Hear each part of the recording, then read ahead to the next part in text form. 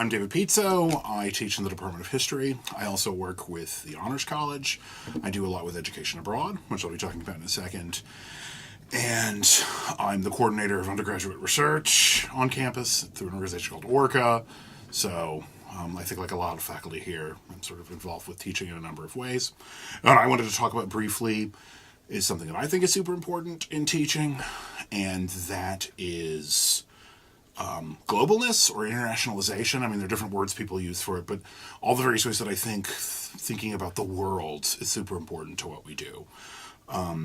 This is partially helped because I'm an historian of Europe and Africa, so to some degree what I do inherently is global, but I think you have to really think very critically about how to do that with students, because the students we work with are usually quite bright, they're hard workers, but they have very little experience with even other parts of the country, much less something as far away as Tanzania or Germany.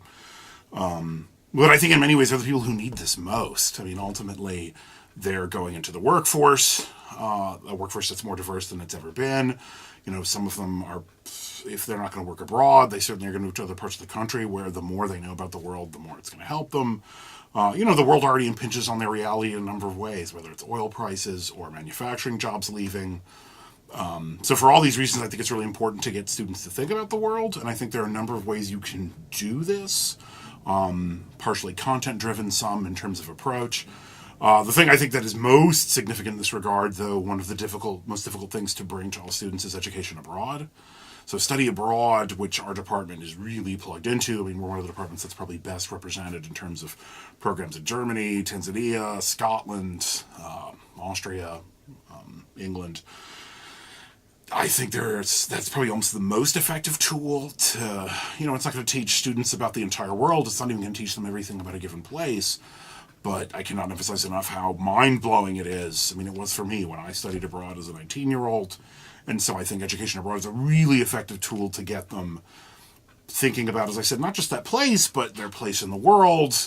It often changes how they view their own society, what they think about America or about Ballard County, wherever they come from. And it's fairly rare that they come back without what I'd almost call wanderlust, this desire to do more of it. I mean, a lot of people end up studying abroad not once, but 2 or 3 times. Now, the problem, of course, is resources. Education abroad is expensive. It's something you really have to commit to and prepare for. So while I think it's almost 17% of graduating seniors have studied abroad, which is high. I mean, it's a large number. Or maybe it's 12. Anyway, somewhere in that ballpark. It's still only about 4% of all of our students overall, and very few Americans actually study abroad. So that's, I think, something that's effective. But you can do a lot also just in your own classroom. And as historians, I think we have to be really mindful of this because, traditionally, if we talked about America, we tended to talk about America. If we talked about Europe, we would sort of look at it sort of through tunnel vision as if it weren't connected with the rest of the world, but all of the new literature really makes clear all the ways that, even a small community in West Kentucky is plugged into the world. And so I think you can teach them about even their own history while at the same time bringing the world to them in all kinds of interesting ways, whether that's migration. I mean, literally everyone in the room has a migration story, even Native Americans, even if it came much, much earlier. So their own personal biographies are global stories about migration. They tend to come from communities, as I said, whether it's economically or socially, are plugged into the world. I don't think there are very many homogenous communities left. I mean, you look like a community like Murray, there's a large Latin American population now. There was a Somali mosque in Mayfield. So even here in West Kentucky, the world has sort of come to them. So I think you can teach. I don't think world history is in a box here, and here you have American history, or here you have European history. They're all, in many ways, the same thing. And that's reflected even in the sort of job hires we're doing now. If you look at the sort of ads for the history department, we want U.S. in the world, East Asia in the world, Europe in the world. So in many ways, we've even changed how we hire to try and sort of capture how global things are. So, I think it can have really effect on the sort of the books you assign, the sources you use, the kind of discussions you have, the sort of bringing in the global.